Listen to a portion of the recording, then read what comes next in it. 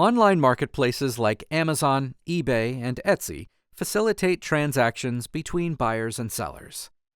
Although these marketplaces may never actually take possession of the products, they typically offer services such as payment processing, logistics, and customer support. In Wallace v. Tri-State Assembly, a New York court considered the liability of one of the largest online marketplaces for a defective product. Tyrone Wallace's father purchased an electronic bike for Wallace on Amazon.com. The bike was listed for sale by a third-party seller called Ishan. Ishan shipped the bike directly to Wallace without Amazon ever receiving possession of, control of, or title to the bike. The bike was then assembled by Tri-State Assembly, an Amazon-approved service provider. Wallace later sustained injuries after the handlebars of the bike came loose and he fell. Wallace sued Amazon and Tri-State for, among other things, breach of the implied warranties of fitness and merchantability.